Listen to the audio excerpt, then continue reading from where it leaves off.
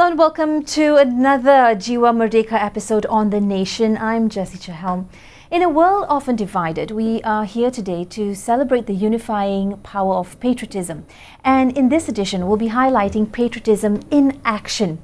We'll also delve into acts such as supporting local businesses to boost our economy and community projects that aid neighbours during disasters. Also to explore how we can encourage the recognition of sacrifices and contributions by all races in fighting external enemies and community development to foster a stronger, more united nations. Today, I am indeed privileged to be joined by the son of the late Tun Dr. Ismail Abdul Rahman Muhammad TAWFIK Ismail, who's also a former member of Parliament. Welcome to the program.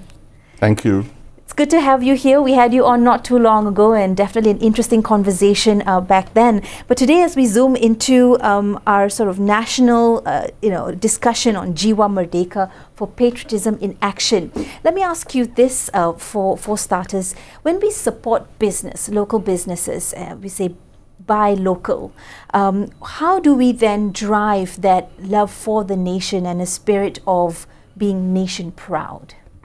Well, I think first of all we have to be mindful of the fact that the quality of the goods and services that we produce is as good as, if not better than, anything else can get anywhere around the world at a price that is more affordable. So there's no reason why we shouldn't support local businesses. So what really urged you to highlight the support for local businesses? Well, I think we are a young nation, and we have a lot of opportunity, and we have a lot of people who are skilled in what they do, and I think we should support them so that they can compete with the best in the world. And so why do you believe then that that's important for citizens to prioritize believe local, support local, which we saw sort of a wave or a spike in interest to buy local in the recent past 5-6 years, I would say, what we're seeing from social media as well, this love and privilege or priority given to locally made products and even services? Well, I think part of the reasons that we buy local is because of taste, because of design, and also because sometimes the name behind the design is also just as important. So we have people who are very good at making shoes, for example. I think Jimmy Choo is Malaysian, right, and he's quite international, yes, and someone that we could be proud of. I think some of the batik designers that we have in the country stand as good as any batik manufacturer from Indonesia, for example. And our designs are unique and modern. And I think we have a market which is not just Europe, but also in Africa. And they like vibrant colors and they like designs. So we are well placed to sell to nations such as those. There's always this point when you're out of the country perhaps, or out of your own area, and you see something, you flip on the backside, it says made in Malaysia, and it gives you this sense of pride as well. What do you think is that in terms of the factors that really show that when you support a local business and you invest in your time and effort in that business, how does that demonstrate a commitment or love to one's country? What's really behind that? Because that also generates in a lot of time a large portion of that company's branding. It's always based on the homeland. Well, if you were a student overseas and you wanted to give a souvenir of your country to a friend or to a loved one, or if you have a child that is overseas and you want to show an appreciation to the host in that country, you would normally give them something unique. And what's more unique than anything that's made in Malaysia? Perhaps something as nice as a piece of Kelantan silver, for example, which is unique, very nicely done by our craftsmen on the East Coast. does stand among the best in the world. And it's something that we can be proud of. Some of our wood carvings, our artwork, our fabric, these are all things that are made in Malaysia and which can be made international. And I think we should be proud of what we've done.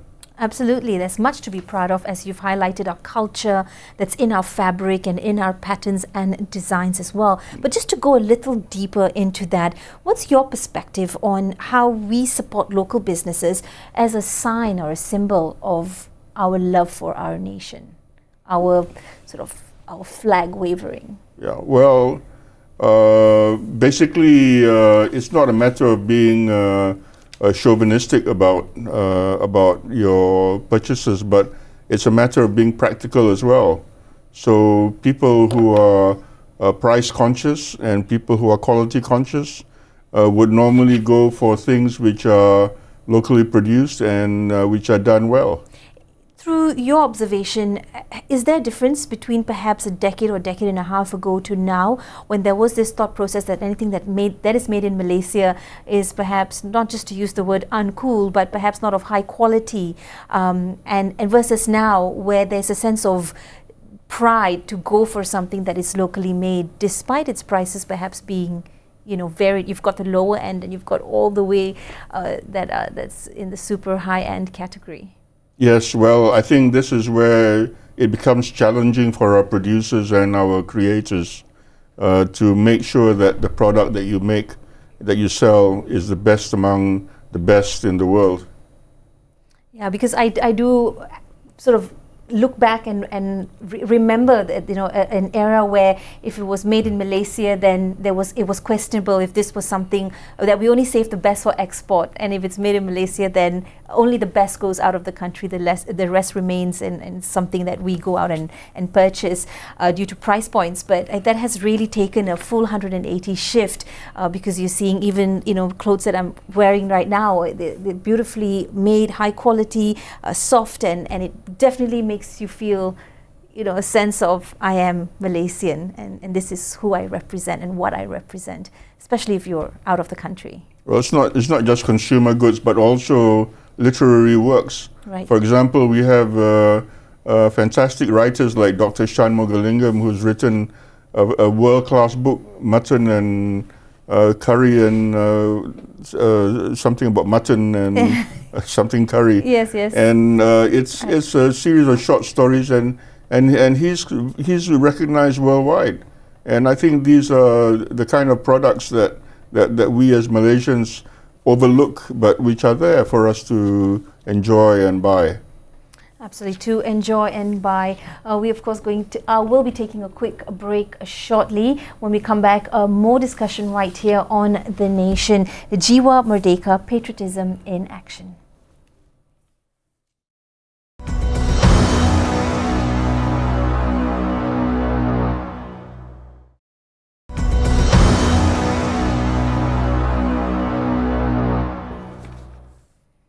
Welcome back. You're watching The Nation. Joining me in the studio today, former Member of Parliament and son of our beloved late Tun Dr. Ismail Abdul Rahman. Muhammad TAWFIK Ismail is with us today. In that hot seat, we've been talking about Jiwa Merdeka, patriotism in action, through our action of showing love for our nation, whether it's through supporting local businesses or community projects, or even contribution and sacrifices of all races to the country. Let's look at projects that help our neighboring countries when they are faced with any sort of challenges or disasters. What role can we play to motivate individuals within Malaysia to volunteer and participate in disaster relief efforts within their community and beyond? Well, this spirit of volunteerism and helping people around is something which is ingrained in our national culture. And I think it doesn't require much persuasion to get people to get up and help. We see it happen every day. There are reports of how strangers help each other, and how people are rescued without any prompting from anyone. And this is something which is wonderful to see, and something which brings out a certain sense of pride in ourselves, because it shows that no matter what problems there are individually that we face in the country, our spirit of helping and caring for one another is still there. That's right. I think that you've summed that up quite well. The spirit of caring is always there, because when disaster strikes, not always can emergency responders respond to every call and be at every place. And communities, therefore, have been seen, and we continue to see that as well, helping within their localities to help themselves bring food and aid and whatnot. We've also witnessed this during Malaysia's worst floods in decades that occurred not too long ago in 2021, while we were still in the pandemic. Many volunteers came forward to help victims. Perhaps you could share an example of community, a project that was successfully in motion, that helped to unite people of different backgrounds. We talk about our fabric of society and that we're made and so intertwined with our culture, and perhaps this is a good time to highlight that. Well, if you can recall, a decade ago when we had that huge tsunami, it affected quite a lot of people in Penang, and there were people that lost houses and were affected very badly by what happened. And I think this is something which showed how people can get together and bail people out. And it's not a matter of putting out your hand in your pocket to take money out. It's a matter of reaching out with your hand and your heart and making sure that people are comfortable and comforted whenever disaster strikes. What do you believe unites Malaysians, that continues to unite Malaysians in this day and age, disasters aside? Well, I mean, the first obvious one is if you have a common enemy. When we had the COVID pandemic, I think a lot of people were confined to their homes, but it didn't stop people from helping the old or the disadvantaged. Acts of charity were still prevalent. People donated extra food stuff to people that didn't have it. Medical supplies, masks. These were things which were given freely without anyone asking for help.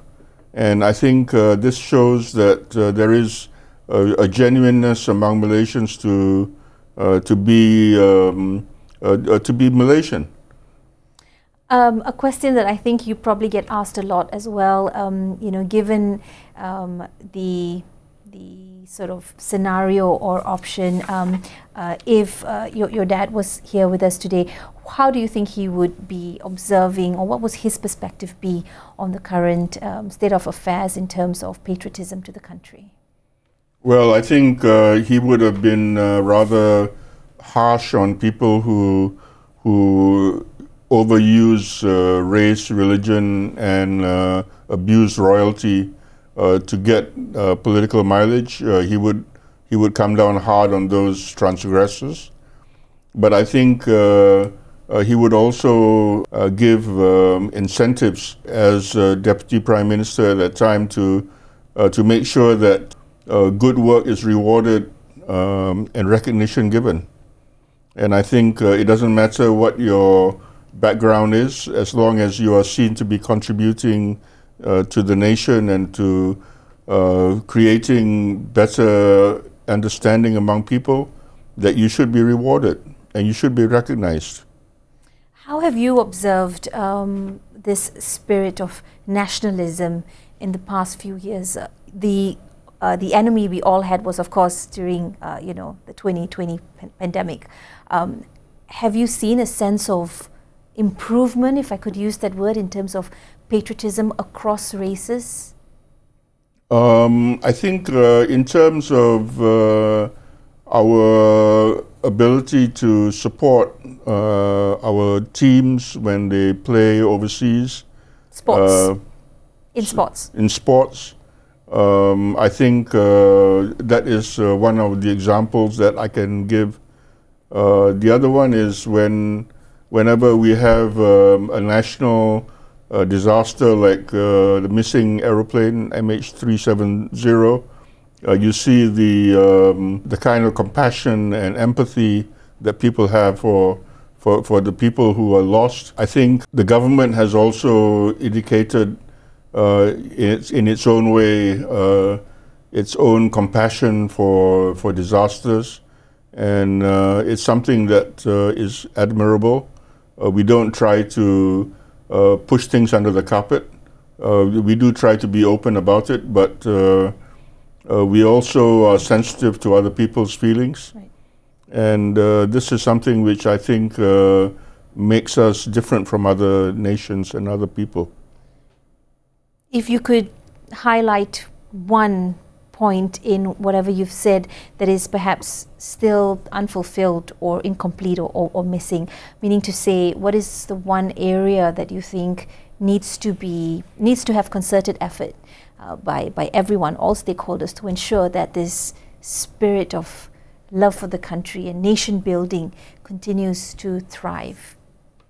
Well, apart from what I said earlier on about helping our local businesses and helping people in need, I think we need to give greater emphasis also on how our children are educated in the important things in life.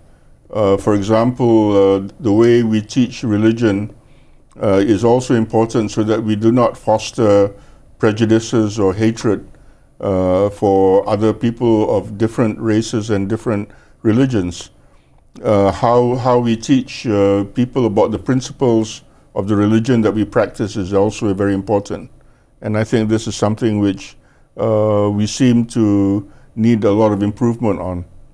In the area of education, from what you've just mentioned as well, teaching the important things in life, I think literature, as you've pointed out earlier in the show, and of course education, are areas that really are able to mold and craft students to take the country to the next level. Do you find that something promising? Is the future promising for Malaysia through your lens? I think one of the things which we should emulate is the American style of patriotism, where children are given the national ideology, in our case the Rukun Negara, and the Constitution, and given a more in-depth knowledge of their rights and also their obligations under the Constitution, so that there is no misunderstanding as to what is expected of them as citizens and what is expected of other people as citizens, and if they want to serve in the government, what is expected of them as ministers and as members of parliament. These are all important principles that we need to inculcate in the minds of the young, so that their expectations are met, and our hopes and our aspirations for the future are achieved. While we also look at the future, it's also important to recognize and understand our history, to look at the sacrifices that were made to get us to where we are today. You wanted to highlight, in fact, the importance of encouraging recognition of sacrifices and contributions by all races in fighting external enemies and to develop further. You also made this statement where you said we must have a national cemetery to honor all our heroes of the various different races and faiths. Perhaps you could elaborate and tell us more. Yes, I think it's time that we recognize the fact that when we achieved independence and when we built the nation, many people were involved of all races in doing this. When we were fighting the communists in the jungle, the Chinese played a big role in the armed forces and in the police force in order for us to defeat communism. When it came to fighting communalism in the sense that we're trying to break down racial barriers and racial tension, people from all races came forward to soothe ruffled feathers and cool tempers. And I think this is something which needs to be recognized. There are people who have given their lives for the nation, but need to be recognized even further in death. And I think a cemetery like Arlington Cemetery in the United States would be something which is timely, because a lot of the veterans are reaching my age and are vulnerable, and we should recognize the fact that they gave their lives to the country that they love. I think we can have a space for all faiths that is dedicated to national heroes. That would be a fine idea. Aside from that, how can we create a lasting legacy of unity through remembering and honoring heroes from diverse racial and faith backgrounds, not just of those past, but also we have many amongst us still, and it's also always posthumous that we recognize and celebrate them. Yes, I think we need to highlight people who are serving the nation, people who have given their lives, people who are still serving, why they are role models. We should try to encourage more people to read about their lives, their background, to show that they don't come from privileged families, but from ordinary backgrounds, who are willing to give their lives and their families to the nation. Wonderful. Thank you so much for joining us for this conversation. We conclude today's episode of The Nation, Jiwa Merdeka, Patriotism in Action. I hope that you've also enjoyed this discussion and it has inspired you to some extent. Remember, patriotism is not just about words, but about actions that bring us together and strengthen our nation. Thank you for joining us. If you need to get current updates, do log on to rinama.com. This will also link you to any of our social media platforms. This has been The Nation. I'm JESSY CHAHAL. Stay informed.